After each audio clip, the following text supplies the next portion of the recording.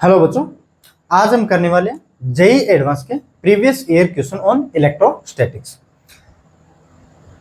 देखो बच्चों, इसमें पेशेंस रखना बहुत जरूरी है। सबसे फर्स्ट बात यह है कि पेशेंस रखना बहुत जरूरी है। अब इस क्वेश्चन में मैं थोड़ा टाइम लेने वाला हूँ और अच्छा ही शानदार क्वेश्चन है बच्चों। इनको मैं दो मेथड से करवाऊंगा, और एक तो हमारा एक्चुअल मेथड और एक सॉलिड एंगल से। एक्चुअल कौन सा होगा मेरा, d∅ E.ds वाला होगा, उसके हिसाब से करवाएंगे, क्योंकि इस वायर के कारण इसमें कितना फ्लक्स पास होगा हमें वो निकालना है। तो देखो, आज और कल हम एडवांस के प्रॉब्लम करेंगे और उसके 2 लेक्चर बाद हम करेंगे मेंस के बच्चों। ठीक है, तो क्वेश्चन नंबर फर्स्ट देखो।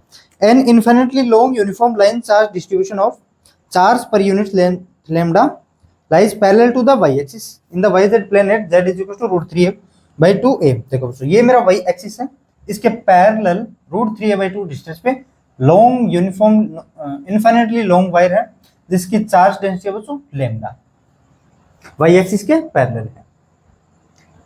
If the magnitude of the flux of the electric field through the rectangular surface ABCD, इस A, B और C और D ये कोई rectangular surface है बच्चों, through the ABCD line the XY plane में लाई कर रहा है, with the center at the origin is lambda L upon n epsilon naught।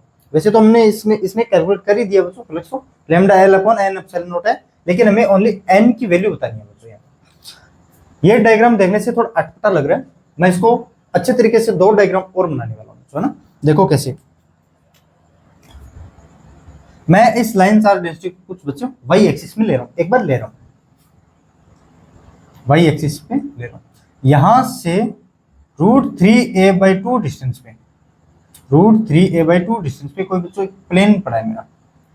एक बार प्लेन बना लेता हूं और कैसे पड़ा है वो बताता हूं।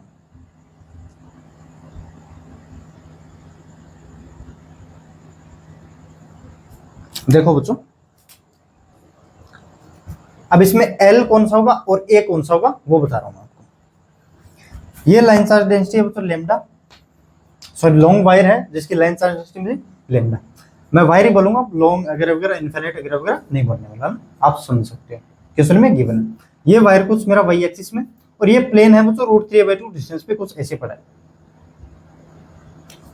इस वायर के प्लेन मेरा XY प्लेन में कुछ ऐसे ही तो पड़ा है बच्चों। अगर ये मेरा x होता आपकी तरफ आता हुआ तो ये कुछ ऐसे ही तो पड़े, ये कुछ ऐसे ही तो पड़े बच्चों, इसके सामने √3a/2 डिस्टेंस पे, इस वायर के सामने √3a/2 डिस्टेंस पे ये वायर है और ये मेरा प्लेन है।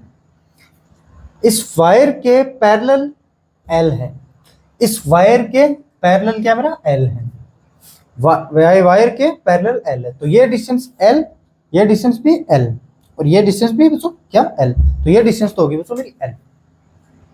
मैं ये समझाने की कोशिश करूं कि हम इसको कैसे यूज में लेंगे बच्चों ना, और फिर ये बच्चों की जो भी डिस्टेंस है वो तो A बच्ची गई हमारी।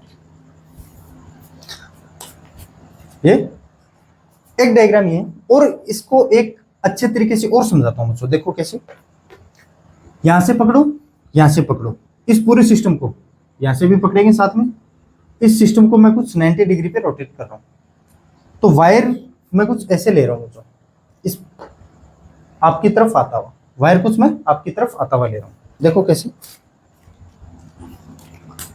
ये है बच्चों वायर जिसकी चार्ज डेंसिटी है बच्चों लैम्डा, ये वायर है कुछ मेरा ऐसे है, इसको रोटेट किया मैंने बच्चों। देखो कैसे रोटेट किया मैंने, ये मेरा वायर है बच्चों और ये मेरा प्लेन था। अब इन दोनों को रोटेट करो 90 डिग्री के एंगल पे, रोटेट करो रोटेट करो रोटेट करो, कुछ मैंने ऐसे लिया बच्चों। तो इस वायर के पैरेलल L होगा मेरा, ये वायर है मेरा ऐसे, तो पैरेलल मेरा क्या होगा L, ये भी क्या होगा मेरा L, ये A और ये भी A। ठीक है ना बच्चों, A समझ रहे हो आप अच्छे तरीके से मैं क्या बोलना चाह रहा हूं। यहां से कुछ प्लेन में बना रहा हूं बच्चों √3a/2 डिस्टेंस पे, √3/2a डिस्टेंस, इसको मैं बोल रहा हूं एक बार के लिए D। यहां पे कोई एक प्लेन पड़ा है बच्चों। अब प्लेन है कैसा मेरा, देखो कुछ ऐसे है, ये वायर है मेरा कुछ ऐसे और प्लेन है मेरा कुछ ऐसे, प्लेन है मेरा कुछ ऐसे, तो वायर के पैरेलल डिस्टेंस है वो L है, ये डिस्टेंस L है बच्चों ऊपर वाला, क्योंकि वायर भी मेरा कुछ ऐसे पड़ा है बच्चों, ऐसे पड़ा है, तो ये डिस्टेंस L, ये भी डिस्टेंस L, ये डिस्टेंस A और ये डिस्टेंस ए, तो ये डिस्टेंस कौन सी होगी अभी हमारी, देखो बच्चों ए तो है ये डिस्टेंस ए, और एल कौन सी है हमारी, यहाँ से कुछ ऐसे, ये वायर ऐसे और ये ऐसे, ठीक है ना, एल ए एल ए। आगे और समझाऊंगा मैं कुछ इसी डायग्राम में बच्चों। तो ये तो हो गया मेरा बच्चों ए।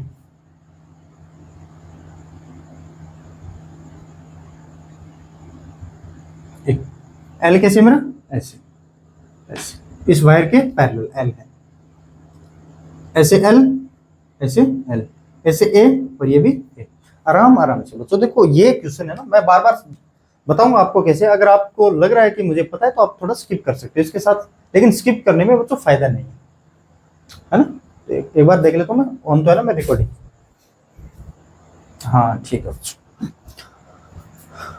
अब देखो मैं स्ट्रिप कट करता हूँ बच्चों, और स्ट्रिप कट हम कहाँ करेंगे, मैं पहले, क्योंकि बच्चों देखो यहाँ पे कुछ फ्लक्स और होगा, ये डिस्टेंस कुछ अलग है, ये डिस्टेंस कुछ अलग है, ये डिस्टेंस कुछ अलग है, ये डिस्टेंस कुछ अलग है, तो यहाँ पे फ्लक्स की वेरिएशन, फ्लक्स है मेरा चेंज होता रहेगा।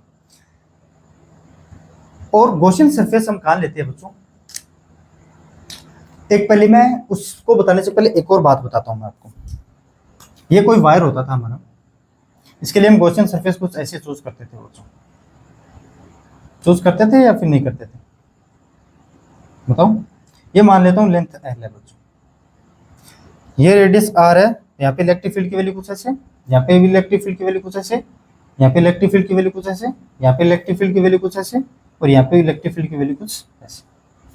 ये तो आपको पता है। हम गॉसियन सरफेस गॉस लॉ से क्या लिखते थे हम, phi is equal to Q enclosed upon epsilon naught. अगर इस वायर की डेंसिटी मेरी लैम्डा, और इस जो भी हमने गॉसियन सरफेस माना है उसका लेंथ है बच्चों एल, ये तो मैंने पहले मान चुका, ये लेंथ है बच्चों एल। तो चार्ज इनक्लोज्ड किस में देखते हैं हम, इस गॉसियन सरफेस पे, लेम्डा इनटू एल, तो lambda L upon epsilon not, कुछ ऐसे लिखते थे ना, ये आप ध्यान रखना। लेकिन इस वायर से हर पॉइंट पे इलेक्ट्रिक फील्ड की वैल्यू सेम होनी चाहिए बच्चों। गॉसियन सरफेस का मतलब यही होता है बच्चों, जो भी हम सरफेस या फिर जो भी एलिमेंट कट करेंगे हर पॉइंट पे इलेक्ट्रिक फील्ड की वैल्यू सेम रहनी चाहिए बच्चों। देखो कैसे कट करता हूं मैं अभी, देखो मैं पहले बता देता हूं फिर उस प्लेन से बताऊंगा। यहां से x डिस्टेंस जाऊंगा ऊपर,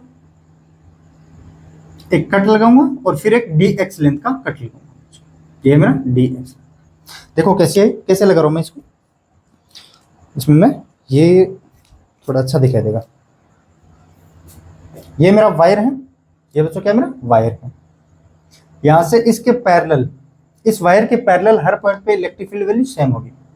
देखो इस वायर के पैरेलल इलेक्ट्रिक फील्ड की वैल्यू सेम रहेगी बच्चों, कितनी, यहां से इस पॉइंट पे, यहां से इस पॉइंट पे, यहां से इस पॉइंट पे, यहां से इस पॉइंट पे, है ना, डिस्टेंस तो सेम है ना, इस वायर से इस लेंथ एल तक हमारी डिस्टेंस क्या बच्चों सेम। तो इस वायर से देखो ये मेरा वायर है यहाँ से, और ये डिस्टेंस एल है, तो एल डिस्टेंस, इस एल डिस्टेंस तक हमारी इलेक्ट्रिक फील्ड की वैल्यू क्या रहने वाली बच्चों सेम।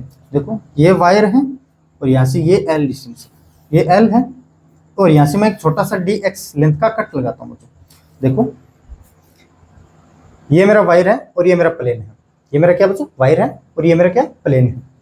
इस वायर से ये डिस्टेंस फिक्स है ना बच्चों एल वाली, वायर भी ऐसे है और एल भी ऐसे है, तो इन दोनों के बीच में डिस्टेंस फिक्स है, तो हर पॉइंट पे इलेक्ट्रिक फील्ड की वैल्यू सेम रहेगी इनटू dx। तो इसका एरिया कितना होगा बच्चों स्ट्रिप का, l इंटू dx, और एरिया होगा कैसे, इस प्लेन के परपेंडिकुलर।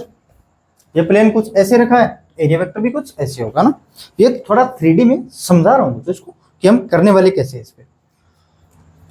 तो ये तो हो गया बच्चों एरिया ds वेक्टर। देखो कुछ ऐसे है ये बच्चों स्ट्रिप, ये मेरा प्लेन कुछ ऐसे था ना ऐसे, तो स्ट्रिप कुछ ऐसे है मेरी, ये l लेंथ की और dx विड्थ की स्ट्रिप मेरी कुछ ऐसे है, l लेंथ के और dx विड्थ की, l लेंथ के dx विड्थ की। क्यों, ये वायर मेरा कुछ ऐसे रखा है, तो उसके पैरेलल में इलेक्ट्रिक फील्ड की वैल्यू, क्योंकि उसके बीच में वायर और इस l डिस्टेंस में हमारी इलेक्ट्रिक फील्ड सेम रहेगी, क्यों डिस्टेंस बच्चों सेम है। मैं ऐसे मानो मेरे बच्चों को अच्छे से समझ में है ना। अब थोड़ा चलते हैं क्वेश्चन की ओर, क्या बोल रहा है। फर्स्ट मेथड तो मेरा ये, हम एक उस मेथड से करने वाले phi is equal to E dot ds वाले से, और एक सॉलिड एंगल से भी करेंगे। और लॉजिक से भी करेंगे बच्चों। देखो वायर के कारण यहाँ पे इलेक्ट्रिक फील्ड कुछ ऐसी होगी इस पॉइंट पे। यार ये 3D में थोड़ा ऐसे नहीं होती है ना, ऐसे तो नहीं होती, लेकिन ये थोड़ा 3D में तो करना पड़ेगा यार कुछ जुगाड़। तो इलेक्ट्रिक फील्ड ए होगी तो ऐसे ही जुगाड़ तो क्या करेंगे, पॉइंट तो वायर से मैं उस पॉइंट पे देखना कहाँ पे हमने कट किया, ये कुछ ऐसे है बच्चों, ऐसे एल लेंथ का और dx विड्थ का। अगर ये एंगल मान रहा हूँ तो थीटा, तो ये भी एंगल थीटा। इस वायर के कारण इस छोटी सी लेंथ में फ्लक्स कितना पास होगा मेरा, छोटा सा, so D phi is equal to कैसे लिखते हैं बच्चों, ई डॉट डी एस।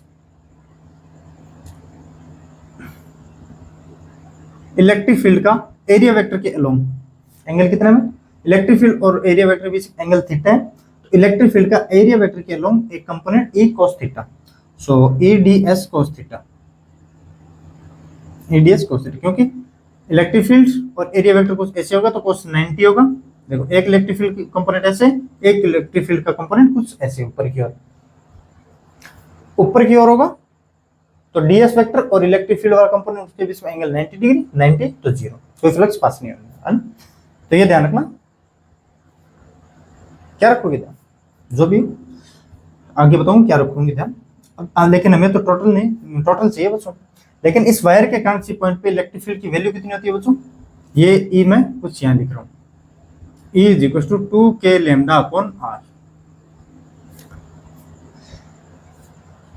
और देखो बच्चों इस पे चार्ज कितना होगा, एल डिस्टेंस पे, लैम्डा क्या होता है मेरा, charge per unit length, so Q is equal to कितना होगा मेरा, लैम्डा एल।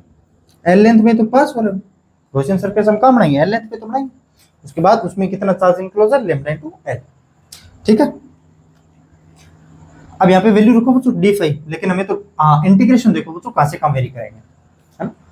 देखो इस वायर से ये जो डिस्टेंस है बच्चों ओ √3a/2 वाली, और ये डिस्टेंस है बच्चों a/2, जितना फ्लक्स यहाँ से पास होगा उतना ही फ्लक्स मेरा यहाँ से पास होगा।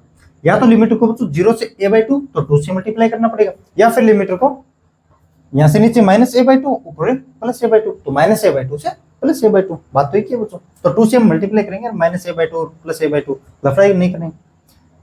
स्मार्ट को है बच्चों हम तो, है ना सर, स्मार्ट तो फोन होता है, हम तो इंटेलिजेंट है, एक ही बात है यार, तुम तो इंटेलिजेंट हो ना। So phi is equal to 0 2 into multiply कर रहा हूँ बच्चों, 0 से a/2, इलेक्ट्रिक फील्ड की value 2k lambda upon R, और आर है कितना बच्चों, ये आर, तो ये हो गया बच्चों √d² + x²। एक बार डी वैल्यू ले रहा हूँ, लास्ट में पुट कर देंगे √3/2, ये तो कांस्टेंट वैल्यू है ना, वेरी कौन कर रहा है मेरा x, यहाँ से कुछ x और होगा, यहाँ पे कुछ x और होगा, तो फ्लक्स कैसे वेरी कर रहा है ना, सो √d² + x²। ds, अब ये एरिया कितना होगा बच्चों, l लेंथ की और dx विड्थ की, l इंटू डी एक्स, तो l इंटू डी एक्स। यार एक बार देख लेता हूँ, ये कुछ दिखाई मिस ना हो जाए यार, अच्छा बहुत ही शानदार प्रॉब्लम है यार मेरी, l इंटू डी एक्स दिखाई दे रहा है ना, दिखाई दे रहा है अच्छी तरीके से।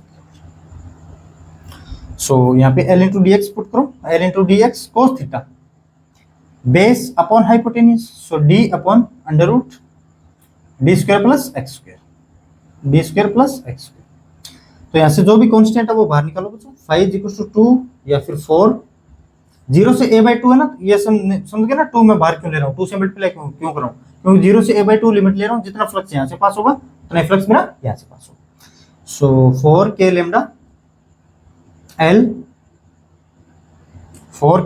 l इंटू डी, 0 से a/2 क्या बचा है मेरा, 1/x² + d² इंटू dx। अब यार ये इंटीग्रेशन मुझे नहीं आता, इंटीग्रेशन में मैं थोड़ा हड़का हूँ यार, 1/x² + ये tan इनवर्स वाला, मुझे इतना तो याद है कि tan इनवर्स कुछ तो आएगा, लेकिन कंप्लीट याद नहीं है यार। तुम इंटेलिजेंट तो हो, स्मार्ट तो नहीं हो तुम, स्मार्ट तो फोन है जो अपने पास है, इंटेलिजेंट के साथ स्मार्ट भी हो यार, इंटीग्रेशन करोगे तुम तो ना, मुझे ज़्यादा आता नहीं, आपको आता है, तो स्मार्टफोन है और इंटेलिजेंट फोन है, दोनों आप ही हो। तो देखो यहाँ से आप यार ये कर लेना, बकवास तो बहुत हो गई मेरी, ये कर लेना। अब ये मैं रफ कर रहा हूँ, सेकंड मेथड बताता हूँ, जो इजी मेथड है और अच्छा मेथड भी है बच्चों। अब इनको मैं रफ कर रहा हूँ और ये डायग्राम मैं वापस बना रहा हूँ।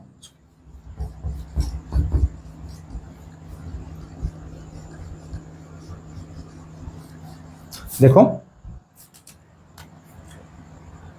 वायर मेरा आपकी तरफ आता हुआ, जिसकी लाइन चार्ज डेंसिटी बच्चों लेमडा, यहाँ से √3a/2 डिस्टेंस पे मेरे को ये प्लेन रखा हुआ है, ये मेरा प्लेन है। यहाँ से ये डिस्टेंस a/2 डिस्टेंस है, यहाँ से ये भी a/2 डिस्टेंस है, ये पॉइंट O है। अब देखो कैसे करेंगे, वो मैंने बताया था ना बच्चों कि टोटल अगर क्यू इनक्लोज कितना है, अगर इस वायर से ओनली इस एंगल पे कितना फ्लक्स पास हो रहा है वो निकालना है। तो 360 में से कितना होता फ्लक्स हमारा Q enclosed upon epsilon naught, और इसमें क्यू इनक्लोज्ड कितना होता lambda L into upon epsilon not, lambda L upon epsilon naught होता 5, टोटल 5 कितना होता 360 डिग्री के एंगल में lambda L upon epsilon naught. लेकिन इस 60 डिग्री पे कितना होगा हमें वो देखना है। कैसे, चलो देखते हैं। देखो अगर इसको मैं एंगल बच्चों लेता हूँ थीटा, तो ये थीटा कितना होने वाला है, tan थीटा यहाँ से निकालो बच्चों, कितना आएगा मेरा tan थीटा आएगा perpendicular upon base, so a/2 upon √3a/2, तो 1/√3, so theta is equal to यहाँ से कितना आएगा बच्चों 30 डिग्री, ये आ गया बच्चों 30 डिग्री, और ये भी कितना है मेरा 30 डिग्री। अभी भी बताया बच्चों मैंने कि टोटल में से कितना होगा। अगर इसको मैं गॉसियन सरफेस से कुछ ऐसे टॉप व्यू दिखाऊं तो कितना होगा मेरा 360 डिग्री, लेकिन 60 डिग्री से कितना पास होगा हमें वो बताना है। तो ये टोटल एंगल कितना बच्चों 60 डिग्री। अब देखो 360 से, अब देखो 60 डिग्री में बच्चों एक प्लेट है, तो 360 में कितनी होनी चाहिए मेरी 6 प्लेट होनी चाहिए। 60 में एक है तो 360 में टोटल 6 प्लेट होनी चाहिए, लेकिन उस पर 5 प्लेट क्या है ये सरफेस और होनी चाहिए, रेक्टेंगुलर सरफेस। देखो कैसे,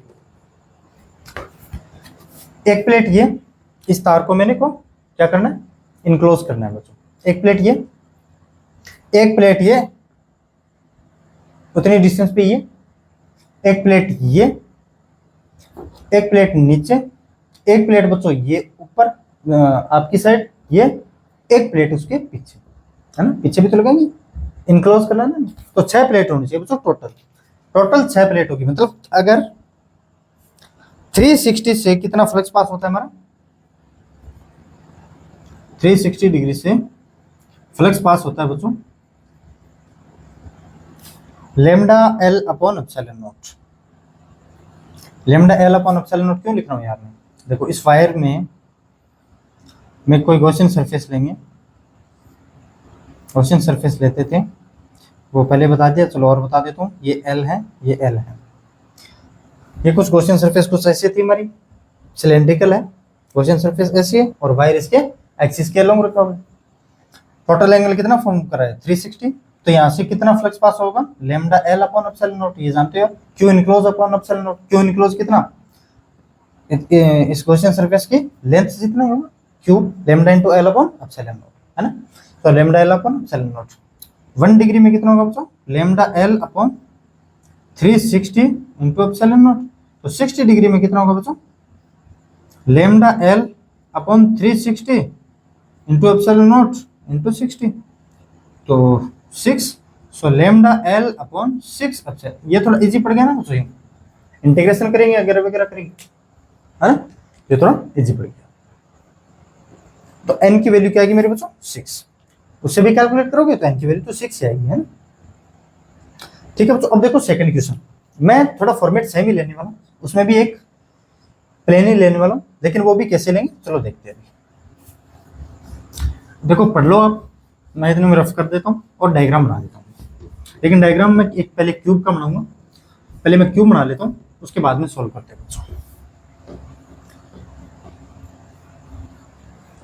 पढ़ लिया होगा क्वेश्चन बच्चों या फिर नहीं पढ़ा, तो पढ़ लिया होगा यार। देखो एक्स वाई और जेड, मैं सॉल्व करने की कोशिश करूं, मैं एक डायग्राम बना लेता हूं, उसके बाद में सॉल्व करवाता हूं।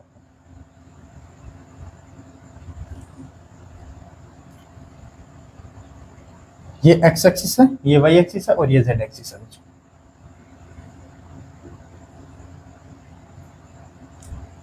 पहले मैं क्यू को ड्रॉ करता हूँ, थोड़ा फील आएगा इससे हमें।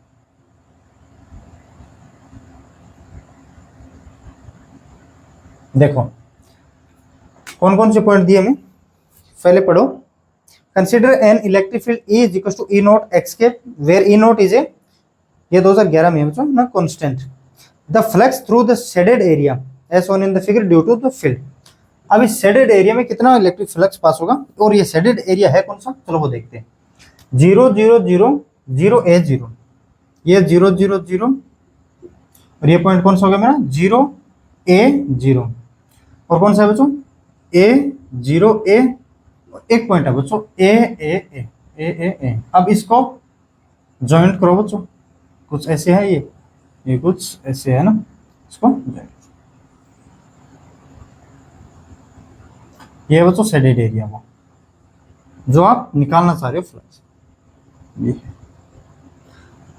इसका बताओ कैसे निकालोगे, है क्या आपके पास तरीका। E की वैल्यू कितनी दी है बच्चों, E naught X cap, E naught X cap. और फ्लक्स हम कैसे निकालते हैं बच्चों, E dot area vector A, area vector A। ये मान लेता हूँ बच्चों O पॉइंट, ये मान लेता हूँ P, ये Q, ये R।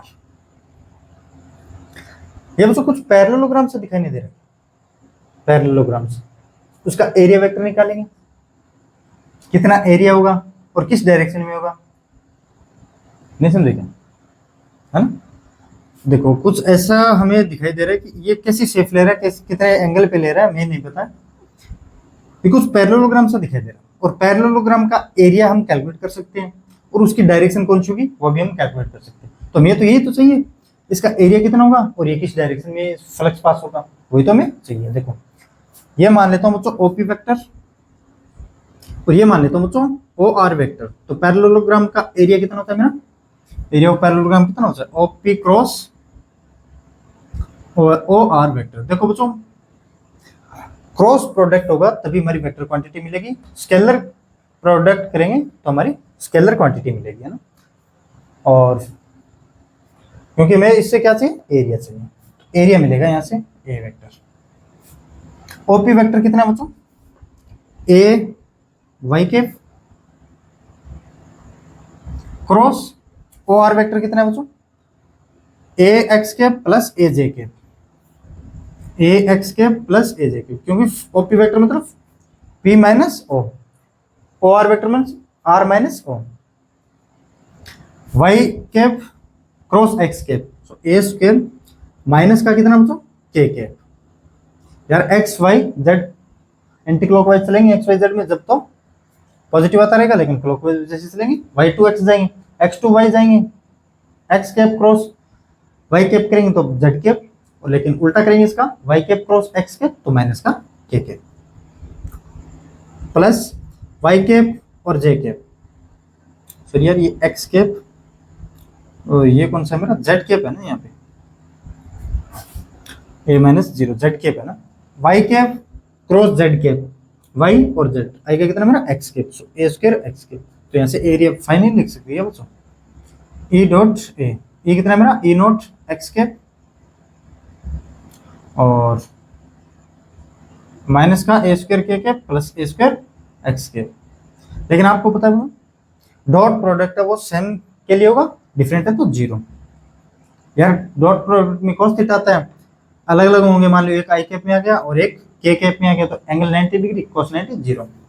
So A not a square, ये है बच्चों इस फ्लक्स की value E not a square.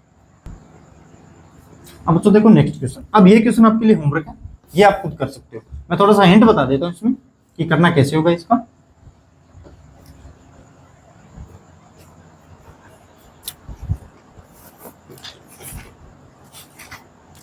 A cubical region of side A has its center at the origin in enclosed three fixed point charges minus q, ये minus Q 3q और minus Q में given है। The net electric flux crossing the plane x is equal to plus A by two is equal to the net electric flux crossing the plane x is equal to minus A by two. ये क्या सही है, देखो बच्चों cube है, एक charge है बच्चों मेरे ओरिजिन पे, एक चार्ज है ए बाई 4 पे और एक चार्ज है बच्चों ए बाई 4 पे। ए बाई 2 ए बाई 4 और ए बाई 4 से तो बड़ा ही है, मतलब टोटल का टोटल चार्ज है बच्चों इनक्लोज ही है अभी तक, कोई बाहर नहीं है। तो जितना फ्लक्स a/2 से निकलेगा उतना ही फ्लक्स -a/2 से निकलेगा, जितना फ्लक्स प्लस y/2 से निकलेगा उतना ही फ्लक्स y -a/2 से निकलेगा, है ना। चार्ज जब तक इनक्लोज रहेगा, हम क्यूब को बढ़ाएं या कम करें उससे कोई फर्क नहीं पड़ता। इसमें हमने क्यों क्यूब को क्या किया बच्चों, a से a/2 में कंप्रेस किया, तो फ्लक्स तो उतना ही पास होगा। चार्ज इनक्लोज उतना ही है तो फ्लक्स तो उतना ही पास होगा ना बच्चों, ठीक है। अब देखो नेक्स्ट क्वेश्चन। अब बच्चों मैं एक क्वेश्चन आपको कुछ ऐसे है, ये थ्योरेटिकल टाइप लिखा देता हूं। ये मेरे बच्चों स्फेरिकल सेल, और यहां से एक लाइन चार्ज डेंसिटी बच्चों लैम्डा, इन्फिनाइट लॉन्ग वायर है जिसकी लाइन चार्ज डेंसिटी बच्चों लैम्डा, और ये इसका सेंटर, ये इसका सेंटर, और ये बच्चों 120 डिग्री। और इस क्वेश्चन में क्या गिवन है, ये r रेडियस है, r है, और ये r है, और ये बच्चों z एक्सिस। क्वेश्चन पढ़ दे रहा हूं मैं आपके लिए, देखो कैसे है। An infinitely long thin non conducting wire, non conducting और कंडक्टिंग में समझते बच्चों। देखो अगर ये कुछ थिकनेस होती ना इसकी, यार वायर ये तो प्लेन हो गया ना, समझ गए यार, है ना। कंडक्टिंग वायर होता तो थोड़ा सरफेस पे डिस्ट्रीब्यूट होता, थोड़ा बहुत थिकनेस होता। नॉन कंडक्टिंग इसके हर पॉइंट पे चार्ज का डिस्ट्रीब्यूशन है, इनसाइड भी है बच्चों। Wire is parallel to the z-axis, it carries a uniform line charge density lambda is it precise a thin non-conducting spherical shell of radius r in such a way that the arc PQ subtend at an angle 120 degree at the center of O. The spherical shell is shown in the figure. The permittivity of free space is epsilon. Which of the following statement is true? The electric flux through the shell is lambda √3 r lambda upon epsilon naught है क्या? Option A है। देखो कैसे निकालेंगे इसमें, इस spherical shell में charge enclose कितने में, कुछ इतना, तो जितना ये चार्ज इनक्लोज हम उतना निकाल लें, तो फाइव इक्वल टू होता कितने बार, Q enclosed upon epsilon. Five equal to कितना होता है मेरा, क्यू इनक्लोज्ड अपॉन एप्सिलॉन। तो ये चार्ज निकाल लें बच्चों, और तो हमें कुछ चाहिए नहीं, या फिर इसकी लेंथ कितनी पहले वो निकाल लेते हैं। ये मान लेता हूँ बच्चों लेंथ एल है, तो इस पे चार्ज कितना होगा बच्चों, Q is equal to lambda into L. तो ये लेंथ चाहिए बच्चों, ये लेंथ चाहिए बस। ये कोड है, और सेंटर से अगर परपेंडिकुलर डालेंगे तो इस कोड को 2 इक्वली पार्ट्स में डिवाइड करेंगे। अगर ये 60 डिग्री है और ये भी 60 डिग्री होगा बच्चों, ये भी आर था तो ये भी आर है, ये 90 डिग्री है और ये 30 डिग्री है। आप कैसे करो, आर का cos 30, ये भी 30, आर का cos 30, तो एल इज इक्वल टू कितना आएगा मेरा, 2r cos 30 degree, 2r cos 30 degree बच्चों। cos 30 डिग्री कैसे है समझ सकोगे, या फिर 2r का sin 60 डिग्री, r का cos 60 डिग्री, r का sin 60 डिग्री। लेकिन यहाँ से एंगल अगर 30 लेता हूं मैं, r का cos 60, r का cos 60, कैसे भी करो, 2r sin 60 करो या cos 30 करो। सो cos 30 की वैल्यू कितनी है, √3/2, सो ये आ गया बच्चों √3r। तो फाई कितना होगा मेरा, lambda into L, so lambda L कितनी है, √3r अपॉन एप्सिलॉन नॉट। तो ये फ्लक्स पास होगा बच्चों इससे। और सेकंड ऑप्शन में क्या कहा, the Z component of the electric field is 0 at all points on the surface of the shell. हाँ जेड इसके पहले तो 0 ही है बच्चों। देखो इस पॉइंट पे इलेक्ट्रिक फील्ड हो सकते हैं, इस पॉइंट पे इलेक्ट्रिक फील्ड की डायरेक्शन ये, इस पॉइंट पे इलेक्ट्रिक फील्ड की डायरेक्शन ये, इलेक्ट्रिक फील्ड की डायरेक्शन ये, इलेक्ट्रिक फील्ड की डायरेक्शन ये, इलेक्ट्रिक फील्ड की डायरेक्शन, लेकिन परपेंडिकुलर थोड़ी ना है ना, ऐसे कोई इलेक्ट्रिक फील्ड की डायरेक्शन नहीं है बच्चों। तो इलेक्ट्रिक फील्ड 0, जेड एक्सिस के अलोंग तो इलेक्ट्रिक फील्ड 0, बात तो सही है। The electric flux through the shell is √2r lambda upon epsilon, ये तो नहीं, ये है √3r है बच्चों। The field the electric field is normal to the surface of the shell at all points. नहीं यार नॉर्मल कहाँ है, ये इलेक्ट्रिक फील्ड की ऐसी होगी, ये ऐसी होगी, ये ऐसी होगी, ये ऐसी होगी, ये ऐसी होगी, यहाँ पे इलेक्ट्रिक फील्ड ऐसी होगी, ऐसी होगी। नॉर्मल कब होती है, नॉर्मल तो बच्चों ये है, इस सरफेस का नॉर्मल कुछ ऐसे है, लेकिन इलेक्ट्रिक फील्ड के साथ कुछ एंगल बना रहा है मेरा, ये एरिया वेक्टर। इसमें पूछा नॉर्मल है क्या इलेक्ट्रिक फील्ड, नॉर्मल तो नहीं है ना, नॉर्मल तो ये है, लेकिन इलेक्ट्रिक फील्ड की डायरेक्शन कुछ ऐसी। समझे या नहीं समझे? समझे। अब देखो नेक्स्ट क्वेश्चन और करते हैं, क्योंकि मेरे को ये क्वेश्चन इसलिए करवाया बच्चों। अब ये क्वेश्चन देखो बहुत ही शानदार और मजेदार क्वेश्चन है, उससे आगे आने वाले 3-4 क्वेश्चनों में आपको कोई प्रॉब्लम नहीं होगी बच्चों। मैंने करवाया भी है क्लास में, लेकिन ये मैं दोबारा और करवाता हूँ, थोड़ा अच्छे तरीके से करवाता हूँ। क्लास में थोड़ा कम टाइम लिया था, इसमें थोड़ा अच्छे तरीके से करेंगे। अब ये क्वेश्चन देखो बच्चों, क्वेश्चन पढ़ो। Two non conducting sphere of radii R1 and R2। Non conducting का मतलब तो समझते हो, कंडक्टिंग जो भी चार्ज देंगे वो सरफेस पे, नॉन कंडक्टिंग जो भी चार्ज देंगे वो वॉल्यूम में रिसाइड हो जाएगा। Radii R1 and R2 and carrying uniform volume charge density plus sigma and minus sigma respect R plus such that partially जो overlap is at all the points overlapping region. देखो बच्चों ये partially इसने overlap कर दिया, तो इस point पे क्या क्या फिनोमेना होगा पहले वो मैं कैलकुलेट करता हूँ, उसके बाद में बताता हूँ ऑप्शन वाइज।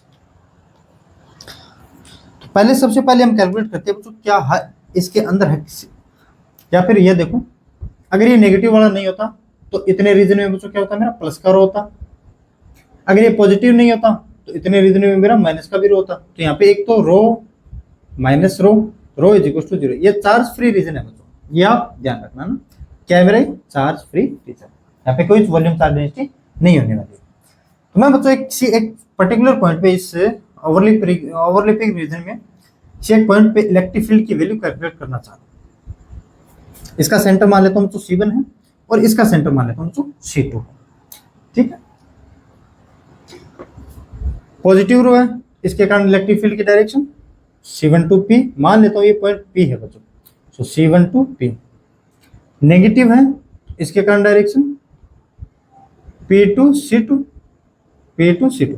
पॉजिटिव होता तो C2 P होता है, और ये पॉजिटिव ये नेगेटिव, तो इसके कारण इलेक्ट्रिक फील्ड की डायरेक्शन कुछ ऐसे, सॉरी कितनी C1 C2 वेक्टर, और इसकी लेंथ मान लेता हूँ बच्चों L।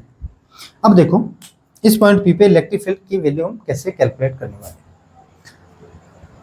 अगर ये माइनस वाला नहीं होता तो ये टोटल प्लस रो होता, तो इस पॉइंट P पे इनसाइड द स्फीयर है, inside the sphere electric field हमें पता है बच्चों EP is equal to rho R/3 epsilon naught, लेकिन हम वेक्टर फॉर्म में लिख रहे हैं E वेक्टर R कितना C1P अपॉन 3 एप्सिलॉन नॉट, ये चार्ज डेंसिटी माइनस का रो upon 3 epsilon not PC2 R vector, क्योंकि ये देखो ये माइनस रो वाला भी इसके लिए पॉइंट इनसाइड भी तो समझ गया ना, माइनस का रो 3 एप्सिलॉन नॉट क्या है आगे PC2 वेक्टर, PC2 वेक्टर। तो PC2 को मैं C2P लिख सकता हूँ क्या बच्चों, देखो रो 3/3 एप्सिलॉन नॉट C1P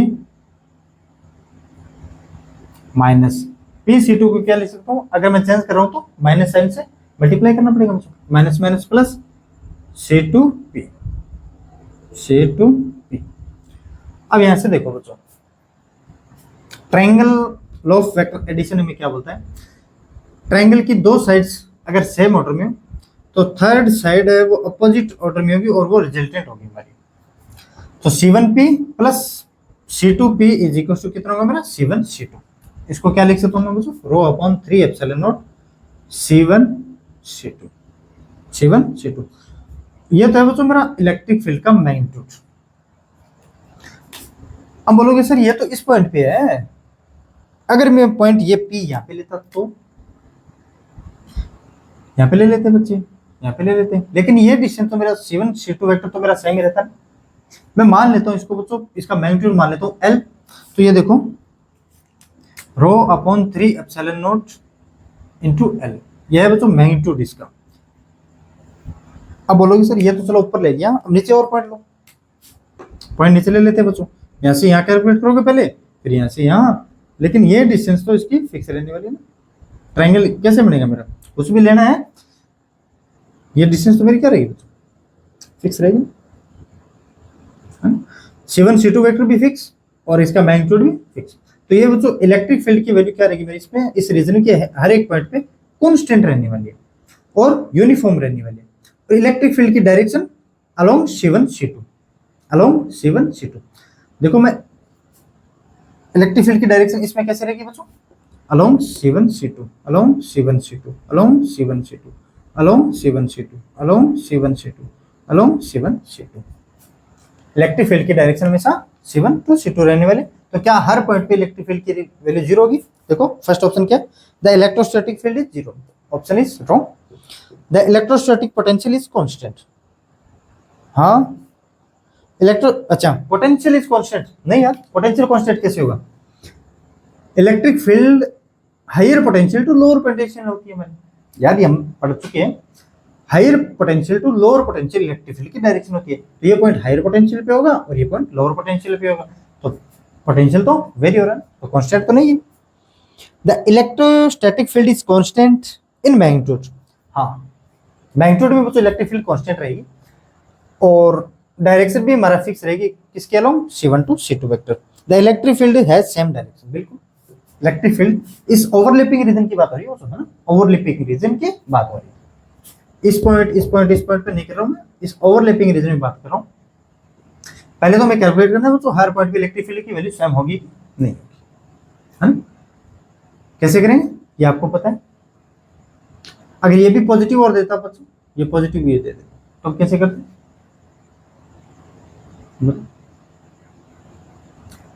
तो आपको समझ में आया होगा सबसे अच्छे तरीके से। देखो यार इलेक्ट्रिक फील्ड की वैल्यू कांस्टेंट है मैग्नीट्यूड में, अगर मैं इसको हर कोई भी पॉइंट मानो, लेकिन C1 टू C2 वाली जो भी लाइन जोड़ोगे ना, क्योंकि इस पॉइंट पे निकालना है इसके कारण भी और इसके कारण भी, तो ये C1 टू C2 लाइन जोड़ोगे वो हमेशा ही इलेक्ट्रिक फील्ड का डायरेक्शन C1 टू C2 होने वाले और इसका मैग्नीट्यूड L होगा। तो हमारी ऑप्शन C और D दोनों क्या हो गए बच्चों, करेक्ट होंगे। अब आगे क्वेश्चन देखो, ऐसा ही क्वेश्चन हो रहा है जो आपको होमवर्क दे रहा हूँ बच्चों, क्या दे रहा हूँ, होमवर्क, क्योंकि एक जैसे से क्वेश्चन को मैं बार बार रिपीटेशन नहीं करवाऊंगा। देखता हूँ यार वो क्वेश्चन मेरा है कहाँ, कि a spherical proton has been removed from a solid sphere having a charge distributed uniformly in its volume as shown in the figure. The electric field inside the empty space, वही overlapping region वाला system है बच्चों, वही क्या है, overlapping system वाला reason वाला system है कि जीरो एवरीवेयर, एम्प्टी स्पेस में कभी जीरो नहीं होती बच्चों, मैंने तो मैग्नीट्यूड जीरो होता है, डायरेक्शन हमारी सेम रहती है एम्प्टी स्पेस में। ये पिछले वाला क्वेश्चन मैंने पहले इसीलिए करवाया था, है ना, ताकि आगे वाले क्वेश्चनों को मैं डायरेक्ट करवा सकूँ। नॉन जीरो एंड यूनिफॉर्म, हाँ ये है बच्चों, नॉन जीरो है लेकिन यूनिफॉर्म है। यूनिफॉर्म कहां से कहां, C1, अब यहाँ पर देखो ये बच्चों कोई प्रोटॉन यहाँ से कट कर लिया, तो ये होगी मेरी इसकी डायरेक्शन यहाँ से यहाँ की हो, तो इसमें इलेक्ट्रिक फील्ड की डायरेक्शन कुछ हमेशा कुछ ऐसी ही रहने वाली है बच्चों, इलेक्ट्रिक फील्ड नॉन जीरो और यूनिफॉर्म रहेगी, ठीक है ना, नॉन जीरो और यूनिफॉर्म रहेगी। और फोर्थ ऑप्शन क्या बच्चों, zero only at its centre, नहीं कोई मतलब नहीं है, सेंटर पे कहाँ जीरो होगी,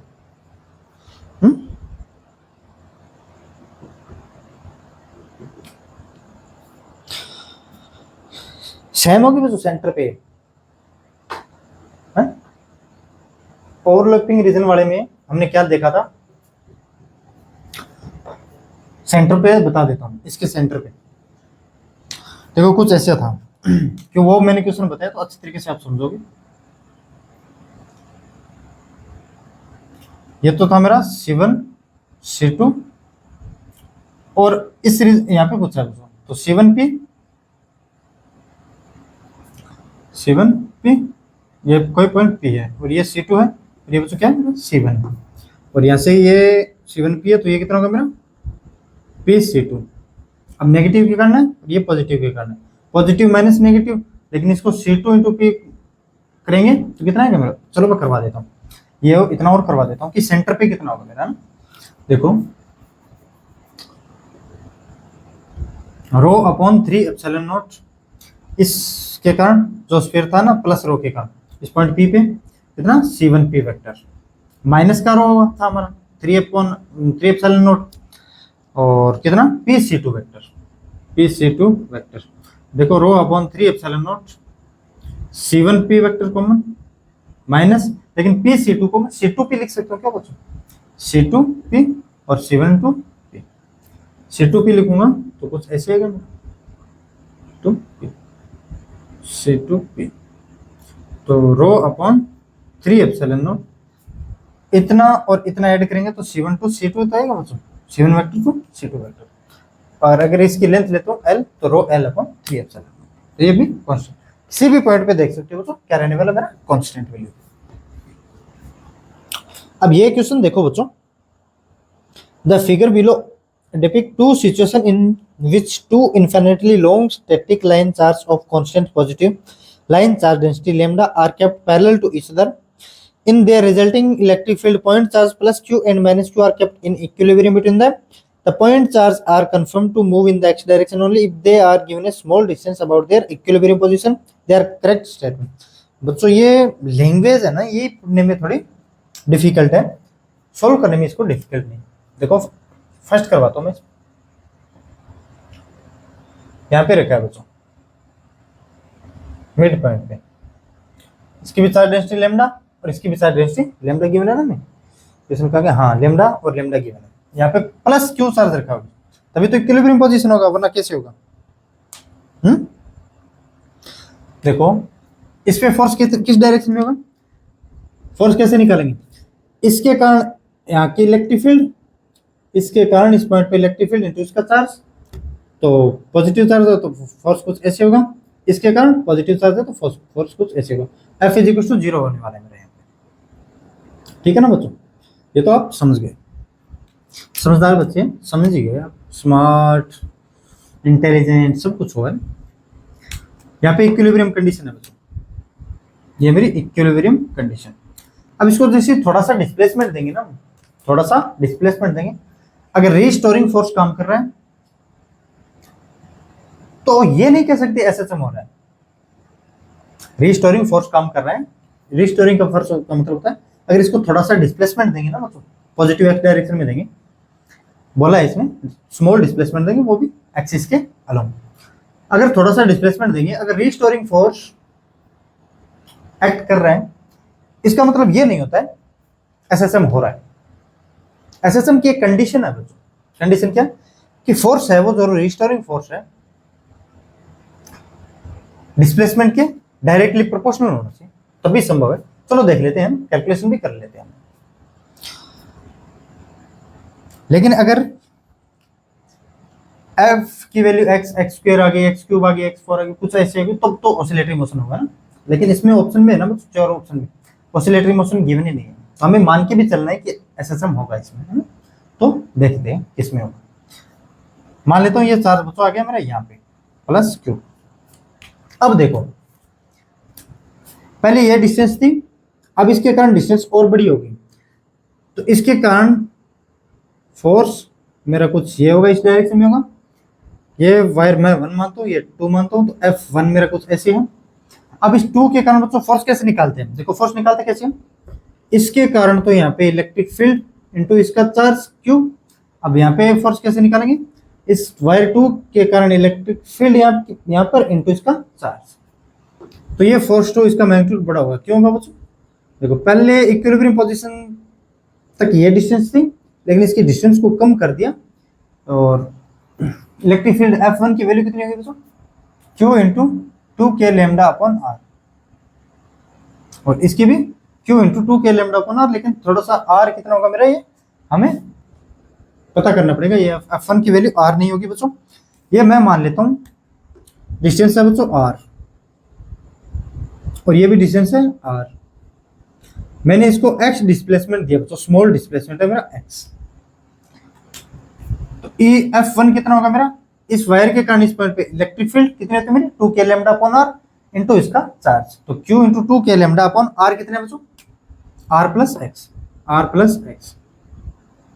और ये हो गया बच्चों F2, बड़ा है F2 मेरा, कितना होगा F2 बताओ, इस वायर 2 के कारण इस पॉइंट पे इलेक्ट्रिक फील्ड कितनी होगी मेरी इनटू इसका चार्ज, वही तो फोर्स है, सो Q इंटू कितना होगा मेरा 2k lambda upon total r था कितना x, तो r माइनस एक्स। देखो फोर्स बड़ा और कम कैसे होगा, एस से भी पहचान सकते हैं। r प्लस एक्स वैल्यू बड़ी होगी, लेकिन r माइनस एक्स थोड़ी वैल्यू स्मॉल होगी, तो फोर्स मेरा बड़ा होगा और ये फोर्स मेरा कम होगा। तो एफ नेट कितना आएगा मेरा, मुझे वो बताना है एफ नेट। क्योंकि मैं ये जो फोर्स है बच्चों को डायरेक्टली डिस्प्लेसमेंट के प्रोपोर्शन आ गया तब तो एसएसएम करेगा, वरना तो ऑसिलेटिंग मोशन तो कर ही सकते हैं, क्यू स्क्वायर जो भी आ गया। एफ नेट कितना होगा मेरा F2 minus F1, F2 minus F1, F2 2q lambda upon r minus X minus F1 2k lambda. ये तो कॉमन ही आ रहा है यार, ये तो कॉमन ले रहा हूँ ना, 2q लेमडा, ये तो कॉमन आ रहा है 1 upon r minus X minus 1 upon r plus X. देखो 2q lambda r square minus X square, so r plus X minus r plus X, so 4k lambda. यार थोड़ा सा कैलकुलेशन देखना ना, r से r cancel, so 2x upon r square minus X square. अब question में एक बार दोबारा और पढ़ो बच्चों, x मेरी वेरी स्मॉल डिस्टेंस है, x मेरी क्या है वेरी स्मॉल डिस्टेंस है, तो स्मॉल है r square minus X square बहुत वेरी स्मॉल है, जीरो के नेगलेक्ट जीरो के इक्वल नहीं। अगर r square minus X square को माइनस करेंगे तो r में कोई फर्क नहीं पड़ने वाला, इसका मतलब ये वेरी स्मॉल का मतलब यही है। तो देखो 4k लेमडा 8 हो गए क्या, 8k lambda into x upon r square.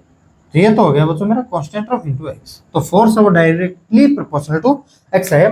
ये इसका मतलब ये बच्चों एसएसएम करेगा, क्या करेगा मेरा ये एसएसएम करेगा। एसएसएम करेगा तो एसएसएम का टाइम पीरियड भी बता सकते हो। तो force is equal to mass into acceleration होता है मेरा बच्चों। एक्सेलरेशन क्या होता है ओमेगा स्क्वायर इनटू एक्स, और ओमेगा क्या होता है बच्चों टी इज इक्वल टू क्या होगा मेरे यहाँ से 2 पाई अपॉन ओमेगा, और ओमेगा स्क्वायर की वैल्यू कितनी होगी मेरी, ये तो a is equal to omega square X upon M कर देना, क्योंकि एम ए है ना, अपॉन एम कर देना, वही ओमेगा स्क्वायर की मेरी वैल्यू। तो टाइम पीरियड और फ्रीक्वेंसी 1 अपॉन टी कर सकते हो ना। अब देखो बच्चों सेकंड डायग्राम में हमें क्या गिवन है, भविष्य में ऐसा कुछ क्वेश्चन आता है जेई वाले पूछ रहे हो तो क्या हम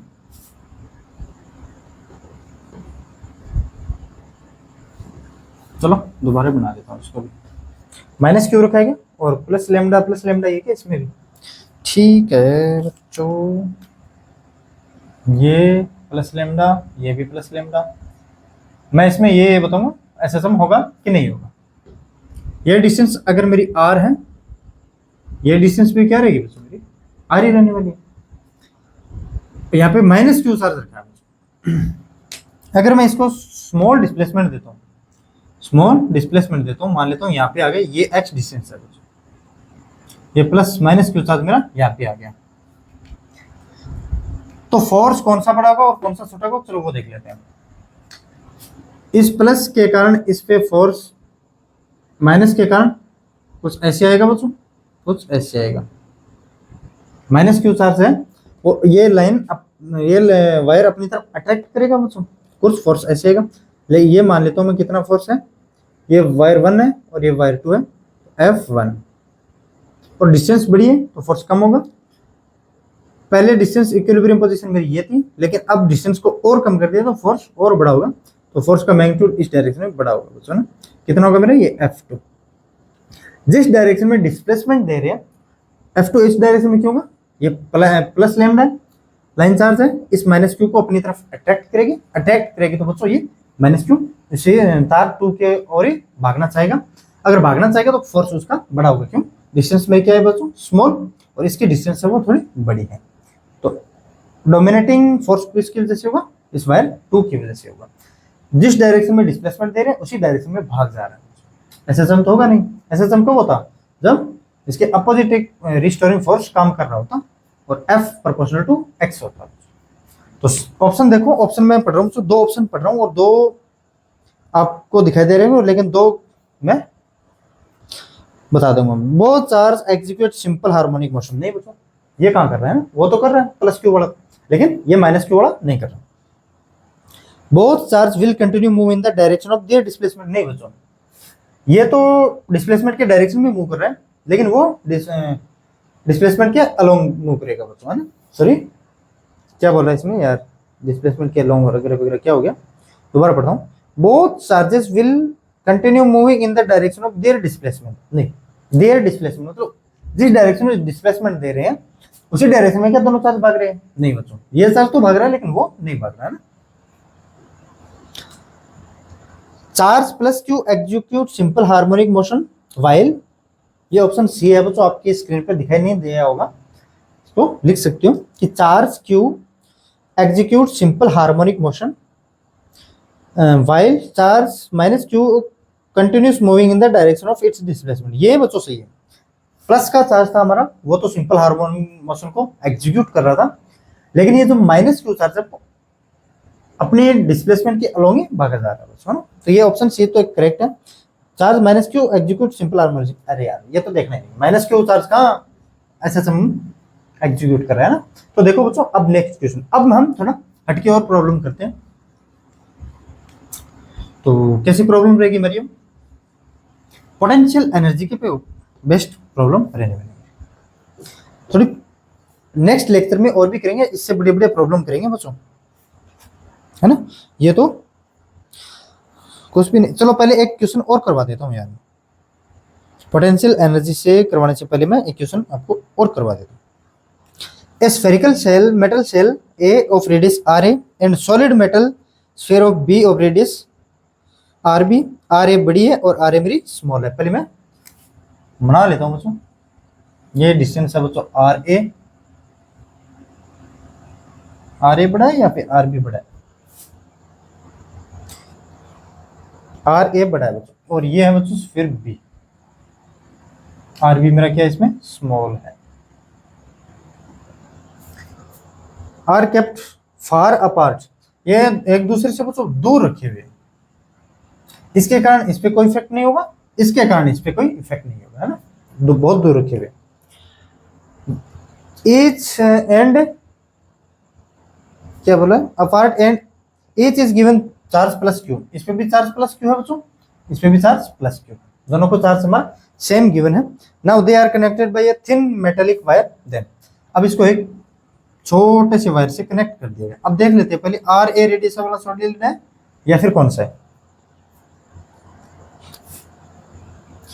ये था बच्चों सॉलिड कंडक्टिंग है या फिर ये कंडक्टिंग और हो सकता है ना, सॉलिड मेटल स्फेरिकल शेल है बच्चों, मेटल है तो जो भी चार्ज देंगे वो सरफेस पे डिस्ट्रीब्यूट होगा, और ये स्फेरिकल शेल है जो भी चार्ज देंगे वो सरफेस पे डिस्ट्रीब्यूट होगा। अब मुझे इस ऑप्शन गिवन है, इसको कंडक्टिंग वायर से कनेक्ट कर दिया गया बच्चों, कंडक्टिंग वायर से कनेक्ट कर दिया गया। ऑप्शन देखो क्या क्या, उसके बाद क्या होगा, inside electric field A is equal to 0। देखो बच्चों वायर से कनेक्ट करे या ना करे, अगर ये स्फेरिकल शेल है तो उसके आउटर सरफेस पे चार्ज होगा, हो या ना हो उसका कोई मतलब नहीं है, इनसाइड इलेक्ट्रिक फील्ड 0 हमेशा ही रहेगी, और मेटल में भी रहेगी, आरबी भी यूज रहते हैं तब भी 0 रहती है। Q A greater than Q B, solve नहीं करेंगे इसको, भेजा भाई साहब ये काम में लेंगे, कैसे लेंगे, ये चार्ज का फ्लो कब होगा बच्चों, higher potential to lower potential होता है, पॉजिटिव चार्ज का फ्लो कब तक होगा, जब तक पोटेंशियल की वैल्यू हमारी सेम ना हो जाए, कहाँ पे इस पॉइंट पे, नहीं सॉरी इसकी और इस स्फीयर की पोटेंशियल हमारी सेम ना हो जाए। अब लेकिन देखो बच्चों पोटेंशियल किसका बड़ा होगा, इसका बड़ा होगा कि इसका बड़ा होगा, क्योंकि पॉजिटिव चार्ज का फ्लो है मेरा higher potential to lower potential होता है ना। तो देखो पोटेंशियल इसका बड़ा होगा कि पोटेंशियल इसका बड़ा होगा, चार्ज सेम है लेकिन ये डिस्टेंस बड़ी है, तो पोटेंशियल हमारा होता क्या है बच्चों, V is equal to K Q upon small R. R A बड़ा है तो पोटेंशियल कम, आर बी छोटा है तो पोटेंशियल थोड़ा ज्यादा होगा। हमें क्वेश्चन में क्यों ना, मैं ऐसे नहीं बोला, आर ए बड़ा है आर बी छोटा है, आर ए बड़ा आर बी छोटा है, आर ए अगर बड़ा है तो पोटेंशियल कम, आर बी अगर छोटा है, कंपेरिजन कर रहा हूँ आर ए और आर बी में, आर बी अगर छोटा है तो पोटेंशियल थोड़ा ज्यादा। तो यहाँ पे पोटेंशियल थोड़ा बड़ा होगा, यहाँ पे पोटेंशियल कम होगा। तो चार्ज का फ्लो कहाँ से कहाँ होगा बच्चों? चार्ज का फ्लो मेरा होगा यहाँ से यहाँ, यहाँ से यहाँ, यहाँ से यहाँ। तो यहाँ से चार्ज कम होगा और यहाँ पे ज्यादा आएगा। देखो बच्चों, इस आरबी वाले सॉलिड मेटल सेल से, मेटल स्फीयर से चार्ज जाएगा। मान लेता हूं यहाँ से x चार्ज गया, तो यहाँ पे अब कितना चार्ज बचा बच्चों मेरा? q minus x. यहाँ से जा रहा है लेकिन यहाँ तो r है ना, तो यहाँ पे कितना बचा? q plus x. तो यहाँ पे चार्ज बड़ा हो गया और यहाँ पे चार्ज बच्चों क्या हो गया मेरा? स्मॉल हो गया। आर ए पे चार्ज बड़ा होगा, मतलब क्यू ए बड़ा है बच्चों किससे? क्यू बी से। क्यों? हमें देखो ये यार सोचने की बात है, वरना यहाँ पे एक पोटेंशियल और यहाँ पे पोटेंशियल इक्वल करना, इसके कारण इस पॉइंट पे कोई पोटेंशियल नहीं होगा क्योंकि बहुत दूर रखे हुए, इसके कारण इस पे पोटेंशियल कोई नहीं होगा, बहुत दूर रखे हुए। तो पोटेंशियल किसके कारण होगा? एक तो खुद की सेल की वजह से बस होगा और यहाँ पे भी खुद की सेल की वजह से। K Q B upon R B और के क्यू अपॉन आर ए, जिसकी भी रेडियस छोटी बड़ी होगी उसके हिसाब से देख सकते हैं। मेरे तो समझाने का मतलब था तो चार्ज का फ्लो कहां से कहां होता है? पॉजिटिव चार्ज का higher potential to lower potential. तो यहाँ से चार्ज का फ्लो होगा तो यहाँ से कुछ ना कुछ कम होगा, लेकिन यहाँ पे तो आर है, तो यहाँ पे बढ़ेगा चार्ज, तो आर ए का चार्ज बढ़ा है और पोटेंशियल सेम। अच्छा वैसे भी सोच सकते थे बच्चों, यहाँ का पोटेंशियल ज्यादा है, यहाँ का पोटेंशियल कम है। पोटेंशियल कम किस वजह से? रेडियस की वजह से। तो अगर मैं यहाँ से थोड़ा चार्ज को और बढ़ा देता हूँ तो इसके इक्वल पोटेंशियल हो जाएगा ना। हाँ तो देखो, कुछ सोचने का अलग अलग तरीका है अपने हिसाब से, लेकिन मैंने बहुत कुछ बता दिया, लेकिन इसमें कुछ बताने वाली बातें नहीं थी बच्चों, है ना। और क्या बचा इसमें? Sigma A upon sigma B is equal to R B upon R A. यार ये भी करवाएंगे। इसमें सिग्मा को कैसे लिखेंगे? Q upon 4 pi R A square. उसमें सिग्मा को कैसे लिखेंगे बच्चों? ये आपको खुद को करना है ना, सिग्मा को कैसे लिखेंगे बस। लेकिन ये क्वेश्चन भी मैंने करवाया है, अब जो करवाऊंगा ना मैं, ये क्वेश्चन भी करवाया हुआ है, थोड़ा बता देता हूँ, उसके बाद कैलकुलेशन आप कर सकते हो। जो अभी क्वेश्चन करवाऊंगा बच्चों, ये देखो कि two identical thin rings each of radius r metre are co-axially placed at a distance r meter apart. If q1 coulombs and q2 coulombs are respectively the charges uniformly spread on the two rings spread उस पे बटा हुआ है। The work done in moving charge q from the center of one ring to that of the other is। देखो ये कुछ ऐसा सा फॉर्मेट है, एक ये रिंग है और एक ये रिंग है। ये कोएक्सियल है, मतलब इसकी एक्सिस सेम है। देखो एक रिंग ऐसे है और एक रिंग कुछ ऐसे है, इसकी एक्सिस है वो कोएक्सियल एक्सिस है, दोनों की एक्सिस सेम है। ये रिंग कुछ ऐसे और ये रिंग भी कुछ ऐसे, तो इसकी एक्सिस क्या है? सेम। ये है बच्चों एक्सिस, इसकी है एक्सिस। और यहाँ से यहाँ डिस्टेंस r डिस्टेंस पे ये डिस्ट्रीब्यूट है बच्चों, r डिस्टेंस पे डिस्ट्रीब्यूट है। और इसकी भी रेडियस r है बच्चों, और इसकी भी रेडियस कितनी है बच्चों? r। सर बोलोगे ये भी रेडियस r ही है क्या? अरे यार कुछ रिंग ऐसे है लेकिन 3D में है, तो मैं कुछ ऐसे कैसे बना सकता हूँ इसको, है ऐसे कैसे बना सकता हूँ? ये भी रेडियस r है तो ये भी रेडियस r, ये रेडियस r, ये भी रेडियस r, ये भी रेडियस r, तो ये समझ सकते हो बच्चों, है ना। Q1 एंड Q2, इस पे चार्ज Q1 गिवन है बच्चों और इस पे Q2 गिवन है। अब निकालना क्या? देखो the work done in the moving charge Q from the center of one ring to that of the other is। एक रिंग के सेंटर से दूसरे सेंटर पे लेके जाने में उसको कितना वर्क करना पड़ेगा एक चार्ज Q को, मुझे वो बताना है। कितना करना पड़ेगा मुझे बताओ। वर्क डन, पोटेंशियल की डेफिनेशन यूज करो यार। पोटेंशियल वर्क डन कैसे कैलकुलेट करते हैं? पोटेंशियल की डेफिनेशन यूज करने से। देखो वर्क डन इज इक्वल क्या होता है मेरा? Q इंटू डेल्टा V, या फिर V लिख देते हैं। अगर इसको मैं A मानता हूँ, इसको मैं B मानता हूँ, अगर मैं यहाँ से यहाँ लेके जा रहा हूँ तो Q VA minus VB, potential final minus potential initial. देखो बच्चों अब पोटेंशियल निकालेंगे कि VA कैसे निकालेंगे? VA कैसे निकालेंगे? पोटेंशियल डिफरेंस, अच्छा VA कैसे निकालेंगे? इस Q1 के कारण यहाँ पे पोटेंशियल कितना होगा? रिंग है चार्ज का डिस्ट्रीब्यूशन आर डिस्टेंस पे है तो K Q one upon are. तो एक तो पोटेंशियल हो गया बच्चों यहाँ पे के क्यू वन अपॉन आर। चलो मैं एक का लिख दे रहा हूँ, उसके बाद आप बी का लिख देना। So V A is equal to, एक तो पोटेंशियल हो गया बच्चों इस रिंग के कारण, खुद के कारण के क्यू अपॉन आर, लेकिन इस रिंग के कारण इस सेंटर पे भी तो होगा ना, और होगा कितना, होगा कितना पोटेंशियल, कितना लिखते हैं हम रिंग के कारण। देखो बच्चों कुछ ऐसे है, ये रिंग है कुछ ऐसे। चलो एक बार देखो, ये भी डिस्टेंस रेडियस कितनी है मेरी आर है, तो ये डिस्टेंस कितनी हो जाएगी बच्चों, ये आर और ये आर, तो ये रूट टू आर, ये रूट टू आर। ये भी बच्चों इस सेंटर से है ना, हर पॉइंट की रेडियस टू आर ही होगी। देखो ये रिंग मेरी कुछ ऐसे है, मैंने बताया था यार बच्चों, ये कोई रिंग वगैरह वगैरह है नहीं है। चलो एक बिट ये डिस्क ले लेता हूँ, आप इसको रिंग मान लेना है ना, ये डिस्क ले लेता हूँ मैं, उसको आप रिंग मान लेना। यहां से कोई पॉइंट पड़ा है यहाँ पे, इसके सेंटर से इसके एक्सिस पे कोई पॉइंट पड़ा है, ये भी डिस्टेंस आर है, ये भी डिस्टेंस आर है, ये भी डिस्टेंस आर है, ये भी फिक्स है और ये भी फिक्स है, लेकिन ये आर है और इसकी रेडियस भी आर है। तो मुझे बताओ ये डिस्टेंस कितनी होगी, अंडर रूट टू आर। यहाँ से पॉइंट लेंगे वो भी distance under root two R, क्योंकि ये आर है, यहाँ से पॉइंट लेंगे तो इसकी भी सेंटर कितना, रेडियस कितनी आर है, यहाँ से भी आर, तो यहाँ पे कोई भी पॉइंट होगा बच्चों उस ये रूट टू आर पे फिक्स डिस्ट्रीब्यूशन होगा बच्चों। मतलब यहाँ से देखने पे रूट टू आर के रूट टू आर डिस्टेंस पे चार्ज का डिस्ट्रीब्यूशन है बच्चों, है ना।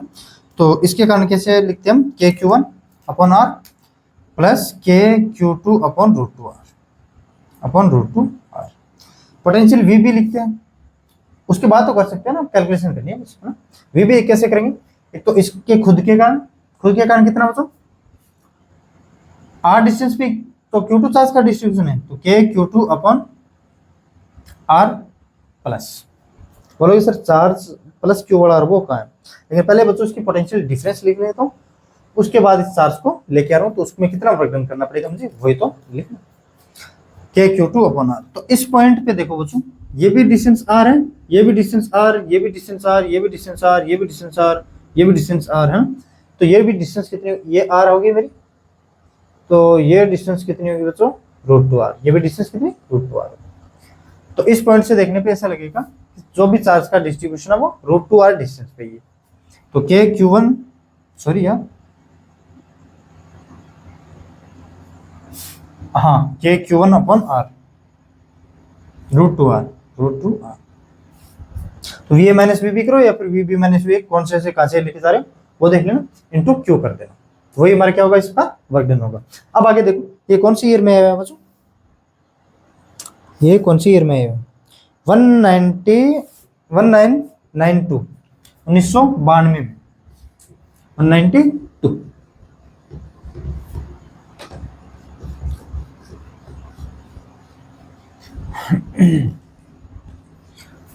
अब देखो एक मजेदार और क्वेश्चन लेके आता हूं बच्चों,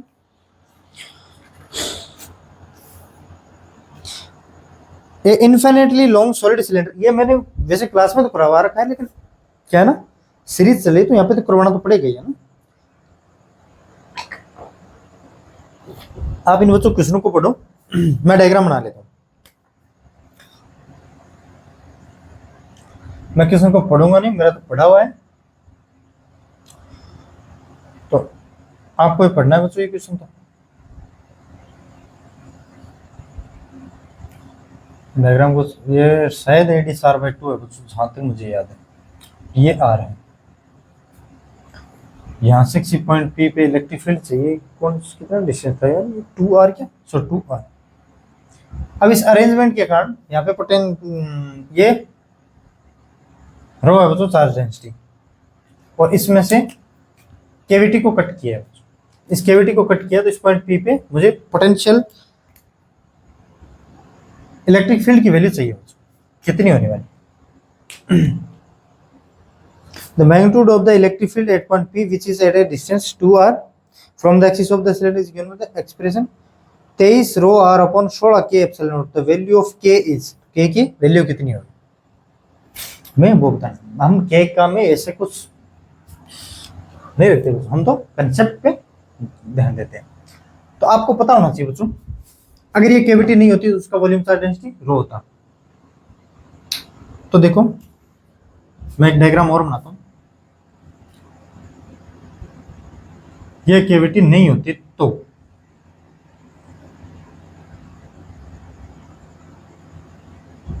इसका वॉल्यूम चार्ज डेंसिटी कितना बच्चों, रो, प्लस और एक ये बच्चों सॉलिड स्फीयर माइनस रो, इसकी चार्ज डेंसिटी कितनी, माइनस रो, और ये r/2 माइनस रो। क्यों बच्चों, यहाँ पे प्लस रो है और ये माइनस रो है, इस माइनस रो को इस प्लस रो पे चिपकाऊंगा तो क्या होगा, मेरा ओवरलैप करूंगा मैं इस प्लस रो पे माइनस रो का, तो यहाँ पे कोई चार्ज नहीं रहेगा, इस कैविटी को फॉर्म हो जाएगा। इन दोनों को मैं ऐड करूंगा यहाँ पे तो ये फॉर्मित होगी बच्चों, ये तो हमारा रिजल्ट मिलेगा ना। देखो यहां से 2 पे डिस्टेंस दूर, आपको पता है सॉलिड सिलेंडर के कारण आउटसाइड पॉइंट पे इलेक्ट्रिक फील्ड की वैल्यू कितनी होती है बच्चों, E is equal to due to cylinder rho r square upon 2 epsilon naught r, क्या 2 epsilon naught r, rho r square, ये r कौन सा लेते हैं हम, जहां तक चार्ज का डिस्ट्रीब्यूशन हो कहां तक है, r तक है, तो capital R square 2 epsilon naught, और ये r कौन सा लेते हैं, जिस पॉइंट पे मैं इलेक्ट्रिक फील्ड फाइंड करनी होती है, तो ये 2r। सो ये हो गया बच्चों मेरा रो r upon 4 epsilon not, 4 epsilon not. Minus rho वाले में देखो बच्चों, ये भी 2r डिस्टेंस पे ही है, यहाँ से भी ये भी 2r डिस्टेंस पे ही है, चलो दिखाई नहीं दे रहा क्या, इधर आ। और सॉलिड स्फीयर के कारण से आउटसाइड पॉइंट पे, इनसाइड पॉइंट पे तो हमने देख लिया rho r upon 3 epsilon naught small r होता, और सरफेस पे rho capital R upon 3 epsilon naught होता। लेकिन अब देखो सॉलिड स्फीयर के कारण से आउटसाइड पॉइंट पे, तो सॉलिड स्फीयर के कारण से आउटसाइड पॉइंट पे देखेंगे तो कैसे होगा मेरा बच्चों,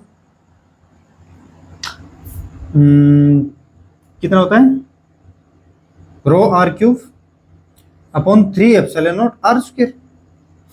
ये r कौन सा है बच्चों, जहां तक हमारा चार्ज का डिस्ट्रीब्यूशन होता है, और ये r कौन सा है मेरा, जहां में इलेक्ट्रिक फील्ड को फाइंड करना होता है। ये माइनस रो करो, क्यों चार्ज डेंसिटी कितनी है, माइनस करो, तो माइनस करो, इसमें रेडियस कितनी r/2, तो r/2 का क्यूब करेंगे अपॉन 3 एप्सिलॉन नॉट और r स्क्वायर, सो 2r, सो 2r का स्क्वायर, स्मॉल r क्या, जहां तक हमें इलेक्ट्रिक फील्ड की वैल्यू चाहिए। अब इन दोनों को जैसे ऐड करोगे बच्चों तो हमारा ये रिजल्ट होगा, और इस रिजल्ट के कारण इस पॉइंट P पे इलेक्ट्रिक फील्ड की वैल्यू कितनी है वो हमें मिल जाएगी। ठीक है ना बच्चों, मैं ये तो पूछा बस, इस पॉइंट पे इलेक्ट्रिक फील्ड की वैल्यू कितनी है। अब देखो नेक्स्ट क्वेश्चन करते हैं बच्चों।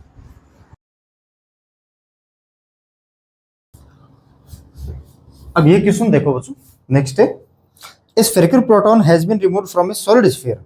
सॉलिड स्फीयर से एक प्रोटॉन को बच्चों क्या किया है, रिमूव किया गया, having a charge distributed uniformly in its volume as shown in the figure, the electric field inside the empty spaces। यार वही क्वेश्चन है, कौन सा, ओवरलैपिंग रीजन वाला किया था ना हमने, एक सॉलिड स्फीयर रो और माइनस रो लिया था। ओवरलैपिंग रीजन में क्या मेरा इलेक्ट्रिक फील्ड जीरो होगा, नहीं होगा, कांस्टेंट होगा, और नॉन यूनिफॉर्म, सॉरी यूनिफॉर्म और नॉन जीरो होगा, क्या नॉन यूनिफॉर्म होगा, नहीं होगा। अब देखो इसको कैसे करते हैं, मैं सेंटर पे बता देता हूँ, इसका फोर्थ ऑप्शन है ना कि zero only at its centre, centre पे मैंने इसमें बताया नहीं, तो इसमें बता देता हूँ मैं सेंटर पे। ये बच्चों को सॉलिड स्फीयर है जिसमें प्रोटॉन भरे हुए हैं बच्चों, इतने प्रोटॉन इसने कट कर लिए बच्चों, या फिर इसको कह सकते हैं, इसमें मान लेता हूँ चार्ज डेंसिटी रो है, वरना वो प्रोटॉन चार्ज लेके करेंगे K Q R upon R cube करना पड़ेगा, अगर वगैरह करना पड़ेगा, वो आप कर सकते हो। देखो ये सेंटर है इसका, और इसका ये सेंटर है, मान लेता हूं ये डिस्टेंस है बच्चों ए, क्या मेरा ए। अगर इसको देखेंगे, अब ये एम्प्टी स्पेस कब बनेगा, टोटल में कितने, टोटल में मेरे प्रोटॉन भरा हुआ है, इतने स्पेस में मैं इलेक्ट्रॉन लाके यहां चिपका देता हूं तो एम्प्टी स्पेस हो जाएगा, या फिर इतने प्रोटॉन को बाहर ले आओ बच्चों, और तो क्या, दो तरीके ही है, या तो इसमें इलेक्ट्रॉन मारो, जितने प्रोटॉन उतने इलेक्ट्रॉन, तो एक दूसरे को कैंसिल कर देंगे, इसकी चार्ज डेंसिटी जीरो हो जाएगी, इसमें कोई चार्ज नहीं रहने वाला है। तो अब एक्स्ट्रा डायग्राम बनाने की जरूरत नहीं है, तो चलो करते हैं हम सेंटर से। ये मान लेता हूं C1 सेंटर और ये है बच्चों C2 सेंटर। इसमें इलेक्ट्रॉन भरे हुए हैं और इसमें प्रोटॉन भरे हुए हैं। इसकी चार्ज डेंसिटी रो है तो इसकी नेगेटिव में रो है। इसके कारण यहाँ पे इलेक्ट्रिक फील्ड, अगर ये मेरा कैविटी नहीं होता, चलो बना देता हूं यार, है ना, देखो कुछ ये होता, इसमें प्रोटॉन प्रोटॉन भरे हुए, चार्ज डेंसिटी रो, यहां से ए डिस्टेंस पे हमें क्या चाहिए, यहां से ए डिस्टेंस पे इलेक्ट्रिक फील्ड कितनी होती है मेरी, रो ए अपॉन 3 एप्सिलॉन नॉट इनसाइड कितनी होती है, या फिर C1 to C2 वेक्टर। लेकिन C1 to C2 वेक्टर का मैग्नीट्यूड मैंने क्या लिया बच्चों, ए, तो मैग्नीट्यूड में लिख रहा हूं, है ना, प्लस, और ये बच्चों केविटी जिसमें क्या भरे हुए मेरे इलेक्ट्रॉन और जिसकी चार्ज डेंसिटी है बच्चों रो, एक मिनट रो। अब इसके सेंटर पे ही निकालना है बच्चों यार, सेंटर पे ए क्या है मेरा, देखो यहां से कुछ डिस्टेंस जाते थे तब तभी तो ए माने मैंने, अगर इसकी ए 0 कर दिया मैंने, देखो क्या होता था मेरा, rho R upon 3 epsilon naught, 3 epsilon naught, R कहां से लेते थे हम, सेंटर से कुछ डिस्टेंस, लेकिन यहाँ पे सेंटर पे निकालने के लिए बोला है, मतलब आर इज इक्वल टू 0 ही लिया है, तो यहाँ पे इलेक्ट्रिक फील्ड कितनी होगी मेरी, ये 0, क्यों, आर इज इक्वल टू कितना लिया इसमें 0, इसके कारण रो ए अपॉन 3 एप्सिलॉन नॉट, इसके कारण 0। अब देखो यार रो ए अपॉन 3 एप्सिलॉन नॉट वही है, और डायरेक्ट इसके इलेक्ट्रिक फील्ड की डायरेक्शन कुछ ऐसे। अब बोलोगे सर पोटेंशियल कांस्टेंट रहेगा क्या इसमें, पोटेंशियल कांस्टेंट कैसे रहेगा यार, higher potential to lower potential हमारी इलेक्ट्रिक फील्ड की डायरेक्शन होती है, इलेक्ट्रिक फील्ड के साथ जाते हैं तो पोटेंशियल डिक्रीज होता है, ठीक है ना बच्चों। अब देखो एक क्वेश्चन ये 2000 कितने में है मेरे, 2007 में, वो आया था शायद 2013 में, अब एक 2015 में सेम क्वेश्चन है बच्चों। मैं आपको क्वेश्चन बता देता हूं, सॉल्यूशन नहीं करवाऊंगा उसका, सॉल्यूशन आपको खुद को करना है बच्चों। कि consider a uniform spherical charge distribution of radius r1 centred at the, देखो बच्चों 2-3 साल से छोड़ने के बाद ऐसे क्वेश्चन आते ही आते हैं, है ना। Origin O in this distribution, a spherical cavity of radius r2 radius की spherical cavity centred at the p with the distance OP is equal to a, sphere का रेडियस और इस कैविटी का रेडियस r1 माइनस r2 दिया है, और r1 minus r2 ही होगा, और इसका मैग्नीट्यूड में a दिया है बच्चों।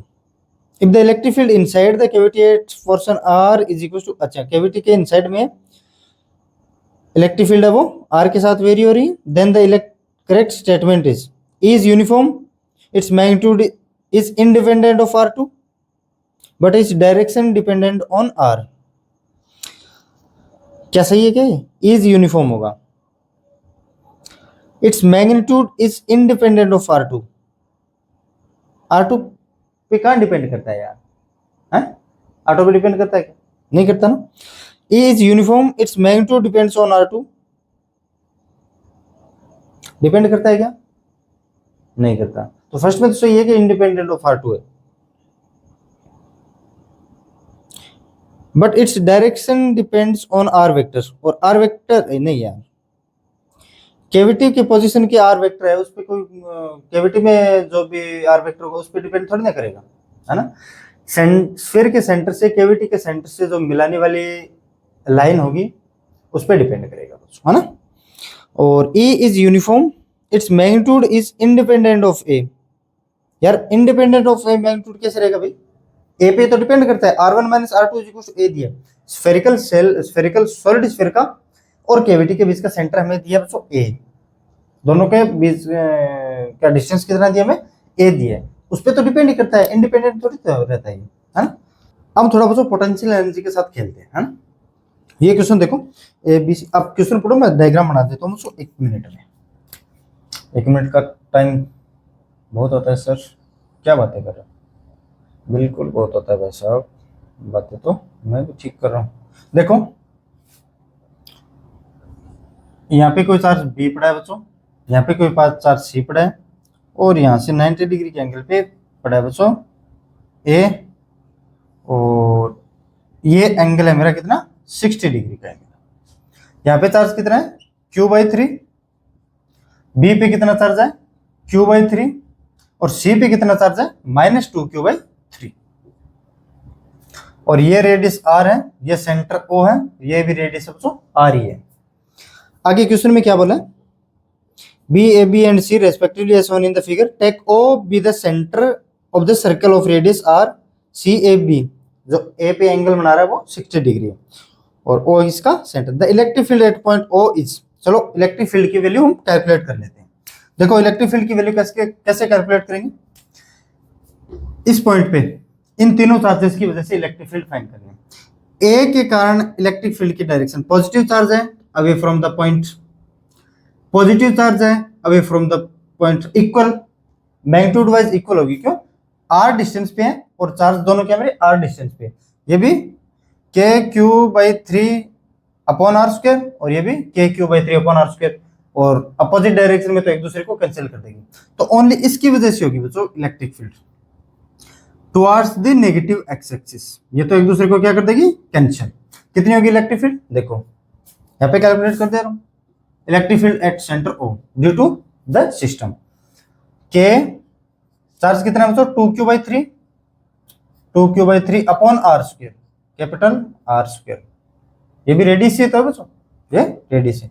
सो के की वैल्यू कितनी है मेरी 1/4 pi epsilon naught into 2 into Q into 3 into R square, तो ये हो गया बच्चों 2, सो q/6 pi epsilon naught into R square, q/6 pi epsilon naught R square कौन सी में देख लो, electric field at point A ये नहीं है बच्चों ना, the potential energy of the system is 0, तो क्या मेरे इस सिस्टम की पोटेंशियल एनर्जी 0 होगी, बताओ इस सिस्टम की पोटेंशियल एनर्जी 0 होगी क्या,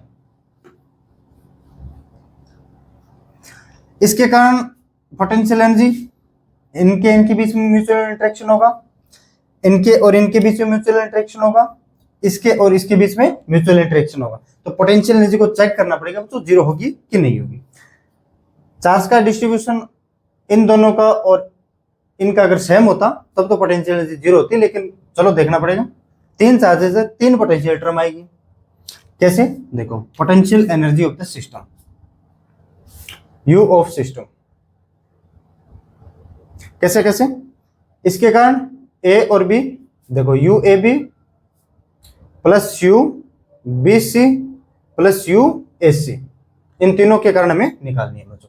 यू ए बी देखो ए और बी पोटेंशियल एनर्जी और विद साइन रखनी पड़ती है हमें, ये तो आपको पता है ना, के q/3 और q/3, so q square upon 9 upon इसके distance 2r into 2r plus U B C, B और सी एक चार्ज नेगेटिव तो नेगेटिव ले लेता हूं बच्चों, के 2q square upon 9, 2q square upon 9, क्योंकि 2q square upon 3 into 3 9 upon इसकी रेडियस, अच्छा रेडियस देखो ये 60 ये 90, तो ये कितना एंगल है बच्चों 30 डिग्री, और ये टोटल डिस्टेंस कितनी है बच्चों 2r, एक देखो 2r का cos 30, ये डिस्टेंस कितनी है बच्चों मेरी 2r cos 30, 2r sin cos 60 degree,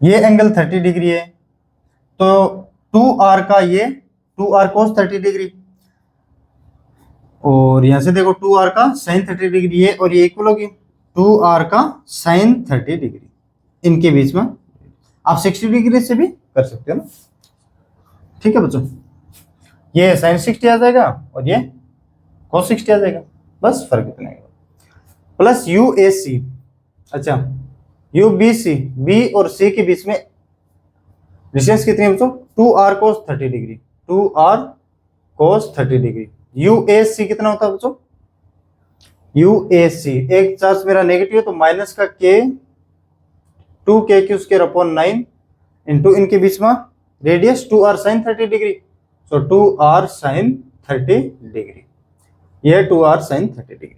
अब ये देख लेना 0 हो रहा है कि नहीं हो रहा, k की वैल्यू 1/4 पाई एप्सिलॉन नॉट वगैरह वगैरह रख के देख लेना है ना, पोटेंशियल एनर्जी इस सिस्टम की 0 हो रही है या नहीं हो रही। The magnitude of the force between the charges at C and B is, C और B के बीच में मैग्नीट्यूड ऑफ फोर्स निकालना है बच्चों, हमें ये नहीं देखना ये इस पे लगा रहा है या फिर ये इस पे लगा रहा है, हमें मैग्नीट्यूड देखना है। ये इस पे लगे तो भी मैग्नीट्यूड सेम होगा, सी बी पे लगेगा तो मैग्नीट्यूड सेम। हाँ, डायरेक्शन अलग हो सकती है, चेंज हो सकती है ना। तो force on B due to C, देखो कैसे, फोर्स के लिए कितना लिखते हैं हम, के क्यू स्क्वायर, सो 2 क्यू स्क्वायर अपॉन 9 इंटू इनके बीच का डिस्टेंस 2r cos 30 डिग्री। सो 2r cos 30 की वैल्यू कितनी होती है मेरी, √3/2,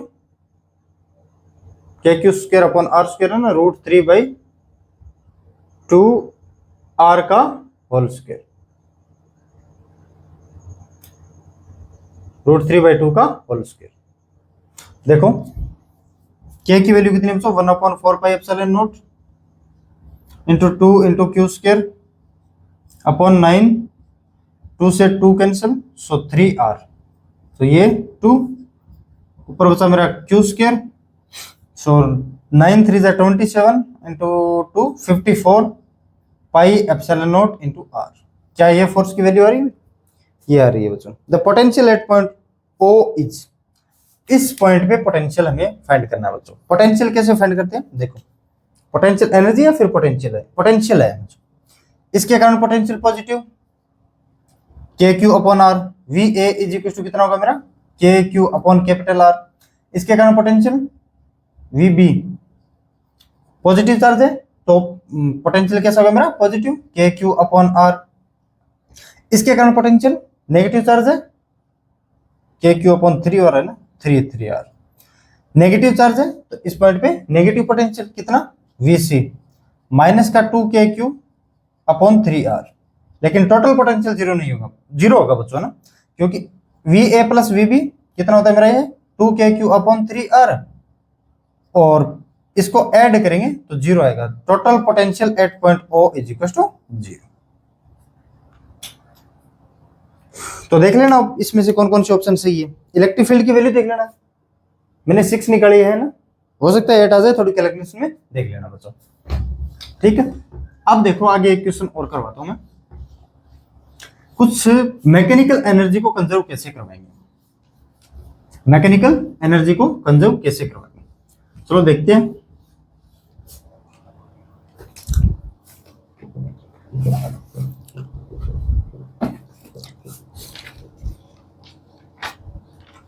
एक ये क्वेश्चन तो आपको पता ही है ना बच्चों कि 3 इन्फिनिटली लॉन्ग, 2005 में ये क्वेश्चन है ये, कि 3 infinitely long charge sheet are placed as shown in the figure, the electric field at point P, P पे हमें इलेक्ट्रिक फील्ड फाइंड करना है। चलो आगे तो मैं करवा ही देता हूँ पहले ये, लेकिन करवाने का कोई मतलब नहीं। देखो पी पॉइंट पे जो भी नीचे चार्ज डेंसिटी गिवन है बच्चों, एक तो माइनस का 2s है, एक माइनस का s है, इन दोनों को ओवरलैप करोगे, क्योंकि इलेक्ट्रिक फील्ड की डायरेक्शन इन दोनों के अगेंस्ट ही आएगी, अगेंस्ट सॉरी इसके टुवर्ड्स ही आएगी। एक तो 2s upon sigma upon 2 epsilon naught होता है, मतलब माइनस का 2s अपॉन एप्सिलॉन नॉट, और माइनस का भी 2s upon epsilon not, towards the plate आएगी, और प्लस के कारण अब इन दोनों को ओवरलैप करोगे तो माइनस का 3s आएगा बच्चों। देखो ये तो माइनस का 3s, यहाँ पे पॉइंट P, और ये ऊपर वाला कितना बच्चों, s। तो इस पॉइंट P पे electric potential, electric field find करनी है। इस प्लस के कारण ऐसे, और इसके कारण भी कुछ ऐसे, दोनों को ऐड करो, s upon 2 epsilon not plus 3s upon 2 epsilon not, तो ये कितना आएगा बच्चों, 4s upon 2 epsilon not, so 2s upon epsilon not. तो 2s अपॉन एप्सिलॉन नॉट देख लो कौन सी में, एस, और इसमें ऑप्शन सिग्मा के रूप में दिया है ना, 2 सिग्मा अपॉन एप्सिलॉन नॉट, लेकिन ये नेगेटिव z डायरेक्शन में, तो माइनस का k कैप आएगा, माइनस का k कैप आएगा।